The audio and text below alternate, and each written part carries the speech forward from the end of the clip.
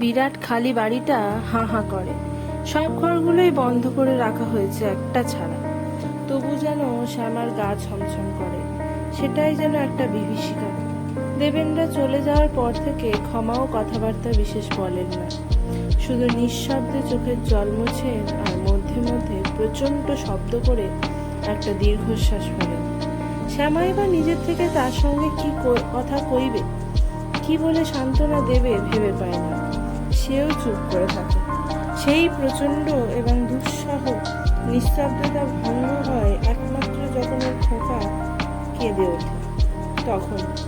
কিন্তু তার কান্নার শব্দ খালি বাড়িতে প্রতিধ্বনিত হয়ে এমন একটা বিচিত্র ধ্বনির সৃষ্টি করে যে শ্যামা কতকটা ভয় পেয়েই তাড়াতাড়ি ছেলেটাকে চুপ করাতে চেষ্টা করে। ক্ষমা অবশ্য একাধিক দিন বলেছেন শ্যামাকে, ছেলে যখন মায়ের মুখ চাইলে না তখন তুমি পরের মেয়ে কেন মিছে কষ্ট করছো মা? তোমার কিসের দায়িত্ব? তুমি কলকাতা চলে যাও, আমার দিন একরকম করে কাটবেই। শ্যামা কিছুতেই রাজি হয়নি। সেও উল্টো প্রস্তাব করেছে, তাহলে আপনিও চলুন কলকাতা, আমার মা আপনাকে মাথায় করে রাখবেন। আমার জিভ কেটে বলতেন, সে আমি জানি মা, তবু বুড়ো বয়সে ছেলে শ্বশুর বাড়ি গিয়ে উঠবো এক মুঠো ভাতের জন্য? সে বড় লজ্জার কথা। সে পারবো না। পাড়ার সবাই ছিছি করে। তাদের সেই সড়ক সহানুভূতি যেন তীরের মতো বেঁধে শ্যামাকে। অথচ কি বা তার বলবার আছে? তার স্বামী বা ভাসুর যা তাই তারা বলে মাত্র। তারা ওদের প্রাণ ধারণের উপায় করে দিয়েছে, ধিক্কার দিচ্ছে তাদের, যাদের সে উপায় করবার কথা। রাগ করার কথা নয়, বিবাদ করার কথাও নয়, কৃতজ্ঞ থাকারই কথা। শ্যামাও তাই থাকতে চেষ্টা করে, কিন্তু তখনও যেটুকু আত্মসম্মান জ্ঞান তার ছিল তা যেন নিঃশব্দ দহনে তাকে দগ্ধ করে। স্বামীর কথা ওর মনে হয় যেন ছবির মতো। এরই মধ্যে যেন তার চেহারাটা মনের মধ্যে অস্পষ্ট হয়ে এসেছে। যারা বহুদিন পর্যন্ত স্বামীর চেহারা ধ্যানের মধ্যে উজ্জ্বল করে রাখে তাদের কথা শ্যামা জানে না। তবে তার এখনই স্পষ্ট করে মনে করতে যেন অসুবিধা হয়। শুধু মনে আছে স্বামী তার সুন্দর, তার সঙ্গে তার সহচর্যের আনন্দানুভূতিটা শুধু আজও মনে আছে। মাঝে মাঝে প্রচন্ড ভাবে, উন্মত্ত ভাবেই সেটা মনে পড়ে। সমস্ত মন আকুলি বিকুলি করে ওঠে তাকে পাবার জন্য, তাকে জড়িয়ে ধরার জন্য। ক্ষোভে দুঃখে সে সময় ওর মাথা ঘুরতে ইচ্ছে করে। মনে হয় নিজের কোনো দৈহিক যন্ত্রণার কারণ ঘটলে যেন সে কতকটা সুস্থ হতে পারে। এই সময়গুলোতে স্বামীর কোন অপরাধের কথাই মনে থাকে না, শুধু মনে হয় সে ফিরে আসুক, কিছু বলবো না তাকে। এমন করে আরো কয়েক মাস কাটার পর হঠাৎ কলকাতা থেকে চিঠি এলো, উমার বিয়ে। শ্যামাকে কি পাঠানো সম্ভব হবে? তাহলে রাসমণির লোক পাঠাতে পারেন তাকে নিয়ে যাবার জন্য। ক্ষমা চিঠি পড়া শেষ করে বধূর মুখের দিকে চাইলে। কি করবে বৌমা? উমা তার যমজ বোন, শৈশব ও বাল্যের ক্রীড়া সঙ্গিনী। একই বোটায় দুটি ফুল একসঙ্গে ফুটে উঠেছিল। উমা এক মুহূর্ত যাকে দেখতে না পেলে শ্যামা ঠিক থাকতে পারত না। রাতে মায়ের দুপাশে দুজন শুয়ে মায়ের বুকের ওপর দিয়ে পরস্পরের হাত ধরে থাকতো। উমা যেন তার নিজের অস্তিত্বেরই একটি স্বতন্ত্র প্রকাশ ছিল। সেই উমার বিয়ে, ওর সমস্ত মন দেহ, ওর সমস্ত সত্তা সেই মুহূর্তে চাইলেও পাখা মেলে উড়ে যেতে ওদের কলকাতার সেই ছোট্ট দোতলা বাড়িটাতে, যার ছাদ ও চিলেকোঠায় ওদের দু বোনের বাল্যের শত সহস্র স্মৃতি জড়িয়ে আছে। কিন্তু সেই উমার বিয়ে বলেই যাওয়া সম্ভব নয়। বধূকে নিরুত্তর দেখে ক্ষমা সম্মতির লক্ষণ ধরে নিলেন। ম্লান হেসে বললেন, ভাবছি কি যৌতুক করবে তোমার বোনকে? একটা কিছু না দিলে তো মান থাকে না। অন্তত আইবুড়ো ভাতের একটি শাড়িও নিয়ে যেতে হবে। আমি যাব না মা। যাবে না বৌমা? কেন মা? প্রশ্ন করলেন বটে, কিন্তু ক্ষমার কণ্ঠে যে উদ্বেগ প্রকাশ পেল, সে যেন যদি বৌমা মত বদল করে এই আশঙ্কায়। শ্যামা নতমুখেই জবাব দিলে, কি পরে গিয়ে দাঁড়াবো মা? গহনা তো সবই সেখানে রইল, আছে কিনা তাও জানি না। বেনারসি শাড়িটা পর্যন্ত এখানে নেই, ভালো কাপড়ও তো নেই একখানা। এই অবস্থায় সেখানে গেলে নানা লোকে নানা কথা বলবে মা, কটার উত্তর আমি দেব? আপনার ছেলের কথাই বা কি বলবো, আর যৌতুকের কথা তো আছেই। তাছাড়া একেবারে একা আপনাকে বা কার কাছে রেখে যাব? সে না হয় দুলে বউকে দুদিন রাত্রিরে থাকতে বলল, কিন্তু বাকি কথাগুলো। এই পর্যন্ত বলে কিছুক্ষণ চুপ করে থেকে একটা নিঃশ্বাস ফেলে বললেন, তোমার কপাল মা, হইলে নিজের বোনের বিয়ে আর তোমার মায়ের শেষ কাজ যেতে পারলে না। আমারও কপাল যে জোর করে তোমাকে যাও বলতে পারলো না। সত্যিই তো, কি বা পড়ে যাবে, দেয়ার কথা বাদই দাও। তোমার মাকেই বা কি বলবে, তিনি তো আর কিছু কম দেননি।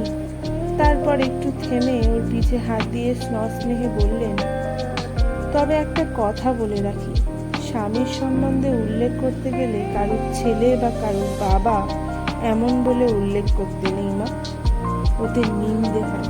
কি কটা দিন যেন ভূতে পাওয়ার মতো কি এক ঘুরে বেড়ালো শ্যামা। ওর দেহটা আছে এখানে, কিন্তু সমস্ত আত্মা যেন সেখানকার সেই বাড়িতে। কখন কি হচ্ছে সেখানে এ ওকে বলে দেবার দরকার নেই। অবসর বা কাজকর্মের মধ্যেও সবটা যেন ওর চোখের সামনে ঘটেছে। চোখ বোঝবারও দরকার নেই। এমনকি চোখ ওপর কোনো বস্তু বা ব্যক্তির দিকে মেলা থাকলেও দৃষ্টিতে ফুটে উঠেছে অন্য জিনিস। দিদি এসেছে, দাদাবাবু, খোকা, বড় মাসিমা তার বিখ্যাত হেঁসেলের ঘটি নিয়ে রান্নাঘরের চৌকাটে এসে বসেছে। তিনি বাল্য বিধবা, হতাশনের মতো প্রচন্ড জ্বালা বুকে নিয়ে আজ এর বাড়ি কাল ওর বাড়ি করে বেড়ান। ইহজগতের সম্বল বলতে তার আছে মাত্র ওই ঘটিটি। কোথাও কোনো আশ্রয় নেই, আর কোনো সম্পত্তিও নেই। খান 2-3 থান, কাপড় ও ওই ঘটি, তার সংসার। যখন যেখানে থাকেন গৃহস্থ কোনো কাজে আসেন না, তাদের খান, অথচ অহরহ গালাগাল দেন। কুলিনের ঘরের বাপ মা দেখে শুনে এক অথর্ব বৃদ্ধের সাথে বিয়ে দিয়েছিলেন। বিধবা হওয়ার পর বলতেন, ভবিতব্য নইলে কত বুড়ো তো বেঁচে আছে, সেই জন্য বাবা মাকেও গালাগালি না দিয়ে বড় মাসিমা জল গ্রহণ করেন না। তাদের উল্লেখ করতে গেলেই বলতেন, বলে কি না ভবিতব্যি, দিলি জেনে শুনে ঘাটের মরাকে, তার আবার ভবিতব্যি কি? তোরাই তো ভবিতব্যি, ইনি ভবি আর উনি তব্যি, দুজনে মিলে আমার কপালটাকে কড়মড় করে চিবিয়ে খেয়েছেন। তবু বড় মাসিমাকে বাদ দেবেন না মা নিশ্চয়ই। তিনি রান্নাঘরের চৌকাঠ জুড়ে বসে পাহারা দিচ্ছেন তার নিরামিষ রান্না কেউ আঁশ করে না ফেলে, কিংবা অপর কেউ না ছোঁয়। আর এসেছেন মেজমামা। মেজমামা আর মেজমামার ছেলে, এরা কখনো মাকে ত্যাগ করেননি। কাকারা কেউ আসবেন না এটা ঠিক, তবে এক খুড়তুতো দাদা কলকাতাতেই থাকে মেশে, সে মাঝে মাঝে এলে মার কাছে খেয়ে যায়, সে আসবে। আরো এদিক ওদিক থেকে পাড়ার সব কাকিমা, মাসিমা, বৌদির দল। কোথায় বাজারগুলো এনে ঢালা আছে তা শ্যামা জানে। পান সাজার সরঞ্জাম সিন্ধুকের নিচেই রয়েছে নিশ্চয়। দিদি উমার বেনারসি কাপড়খানা দেখাচ্ছে সবাইকে। দাদাবাবু রসিকতা করছেন আর ভিয়ানের আয়োজনের ব্যবস্থা। এই কাজে তিনি জানেন ভালো। উমার বর কেমন দেখতে হলো কে জানে। উমা শ্যামারই জমজ, ওই রকম সুন্দর দেখতে, তবে রংটা ওর মতো অত গোলাপি না, একটু হলদেটে। মা বলেন হরতেলের মতো রং। তা হোক, তাতেই যেন আরো সুন্দর দেখায়। উমা, নামেও উমা, দেখতেও তাই, সাক্ষাৎ দুর্গা যেন। নিশ্চয়ই ওর বড় দেখতে ভালো হয়েছে। মা জামাই না দেখে করেন না। দিদিকে দোষ বড়ে দিয়েছেন বটে, কিন্তু দাদাবাবুর কি চেহারা যেন মহাদেব। তারও তো থাক, তার স্বামীর কথা নির্জনে মনে হলেও চোখে জল ভরে আসে। আহা, উমা যেন সুখী হয় তার স্বামীকে নিয়ে, যেমনই দেখতে হোক সে, সুন্দরে আর কাজ নেই। বিয়ের তারিখ যত এগিয়ে আসে শ্যামার মন তত হু হু করে। ক্ষমা বধূর দিকে চেয়ে দেখেন আর নিজেও চোখের জল মোছেন আড়ালে। বিয়ের তারিখ যেটা, সেদিন ভোরে আর শ্যামা কিছুতেই স্থির থাকতে পারলে না। ভোরবেলা ওর কান্নার শব্দে ঘুম ভেঙে উঠে ক্ষমা দেখেন ঘর থেকে বেরিয়ে দালানে মেঝেতে পড়ে ফুলে ফুলে কাঁদছে শ্যামা। আজ আর তার কোনো বাদ নেই, আজ আর ধৈর্যের অভিনয় করা সম্ভব না। ক্ষমা একটি সান্ত্বনার কথাও মুখে উচ্চারণ করতে পারলেন না, শুধু পাশে গিয়ে বসে ওর মাথাটা জোর করে নিজের কোলে তুলে নিলেন। সারা রাত ঘুমোয়নি শ্যামা। ওদের রাত জেগে কুটনো কোটার সময় থেকে অদৃশ্য থেকেই সারা রাত যেন সেখানে ছিল। শুধু জল শুইতে যাবার সময়টা মনে পড়ে আর কিছুতেই নিজেকে বেঁধে রাখতে পারেনি। সত্যি সে উমার বিয়েতে রইল না। কিন্তু তার পরের দিন আইনত যেদিন উমার ফুলশয্যা হবার কথা, সেদিন সন্ধ্যার কিছু আগে সম্পূর্ণ অপ্রত্যাশিতভাবে এসে হাজির হলো নরেন। শ্যামা যেন চোখে বিশ্বাসই করতে পারে না। সে বিহ্বল হয়ে চেয়ে রইল শুধু। নরেন রসিকতা করার চেষ্টা করে বললে, কি গো, ভূত দেখলে নাকি মাইরি? এত রকম ন্যাকামো জানো? শ্যামাও আরো অবাক হয়ে গিয়েছিল ওর চেহারা দেখে। সে ওকে দেখেছিল সিল্কের পাঞ্জাবি, দেশি ধুতি পরনে, সোনার ঘড়ি চেন। আজ সেখানে ছেঁড়া আধময়লা কাপড়, একটা সুতো সরা ছিঁড়ে কোট, কাপড় হাঁটু অব্দি তোলা, এক পা ধুলো, খালি পা, একটা পুটুলি হাতে, আর তেমনই চেহারা, চুলগুলো রুক্ষ, সর্বাঙ্গে কে কালি মেরে দিয়েছে যেন। এত কালেও ওর স্বামী কখনোই নয়। রোগা, ঘাটটা সরু হয়ে গিয়েছে, অমন পুরন্ত গাল কে যেন চড়িয়ে ঢুকিয়ে দিয়েছে ভিতরে। অত বড় বড় চোখ, তাও কঠোরগত। সবচেয়ে ওর সন্দেহ হলো বোধহয় চুলেও কিছু কিছু পাক ধরেছে এই বয়সেই। হাতের কবজিতে ও পায়ের গোছে পাঁচড়ার মতো ঘা, সর্বাঙ্গে খড়ি উঠছে, মনে হয় যেন কত মাস স্নান করেনি। সে অবাক হয়ে দেখেই চলেছে। এমন সময় ক্ষমাও, কে এলো গা বৌমা বলে রান্নাঘর থেকে বেরিয়ে এসে যেন পাথর হয়ে গেলেন ছেলেকে দেখে। কি যেন বলার চেষ্টা করলেন, কিছুক্ষণ পরে ঠোঁট দুটো নড়লো বার কয়েক, কিন্তু কোনো স্বরই বেরোলো না তা থেকে। এবং নরেন যখন এগিয়ে এলো ওর দিকে, বোধহয় প্রণাম করবারই ইচ্ছে ছিল, তিনি একটি কথাও না বলে রান্নাঘরের মধ্যে ঢুকে সশব্দে বন্ধ করে দিলেন। বারে, বেশ তো, মজা মন্দ নয়, মাও ঢং শিখেছে কত। অপ্রদীপ না হবার চেষ্টা করতে করতে নরেন আবার পিছিয়ে এলো। তারপর পুটুলিটা শ্যামার কাছাকাছি মেঝেতে নামিয়ে রেখে বলল, উমির যে বিয়ে হয়ে গেল, কই তোমরা যাওনি তো কেউ? এই প্রশ্ন নরেনের পক্ষেই করা সম্ভব। শ্যামা এতদিনে স্বামীকে এটুকু বুঝেছিল, তাই সে কোনো অনুযোগের চেষ্টাই করলে না। কিন্তু বিস্মিত সে হলো রীতিমতো। সব ভুলে গিয়ে প্রশ্ন করলে, তুমি কি করে জানলে? আরে আমি কি জানি যে তুমিও এখনো এখানে আছো? আমি ভেবেছি তোমাকে শাশুড়ি ঠাকুর নিশ্চয়ই কলকাতাতে নিয়ে গিয়ে রেখেছেন। যা আদুরে মেয়ে তুমি। অনুযোগ করব না মনে করলেও এক এক সময় অসহ্য হয় বই কি, শ্যামা বলে ফেলল। আর বুড়ো মা তোমার, তাকে কোথায় রেখে যাব?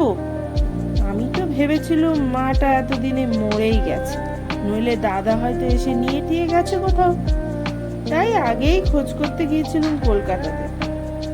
তুমি তুমি এইভাবে সেখানে গিয়েছিলে নাকি?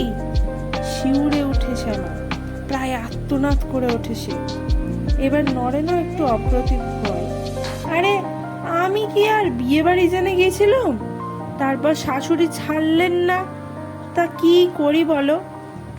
তিনি এত কথা জানতেনও না দেখলুম, আমার মুখেই সব শুনলেন। তুমি তো আচ্ছা চাপা মেয়ে, ধরিবাজও বটে বাবা। তারপর নিজের রসিকতায় নিজেই খানিক হেসে নিয়ে বললে, তাই বলে বলতে পারবে না যে একা একা খেয়ে এসেছি সার্থক পরের মতো। তোমার জন্য দিব্যি করে চেয়ে চিনতে ছান্দা বেঁধে এনেছি, লুচি মিষ্টি সব রকম। মাছটা খারাপ হয়ে যাবে তাই। আর শ্যামার পক্ষে স্থির থাকা সম্ভব হলো না। তোমার গলায় দড়ি জুটলো না, তাই আবার তুমি ওই বাড়ির খাবার বয়ে নিয়ে এলে? গলায় পইতে গাছটা আছে তো, না তাও বেঁচে খেয়েছো? ছি ছি, আমারই যে গলায় দড়ি দিয়ে মরতে ইচ্ছে করছে। শ্যামাও তার শয়ন ঘরে ঢুকে সশব্দে কপাটটা বন্ধ করে দিল। ইস, ভারী যে লম্বা লম্বা কথা শেখা হয়েছে। দেখো, সবাই মিলে অমন করে আমাকে ঘাঁটিও না বলে দিচ্ছি।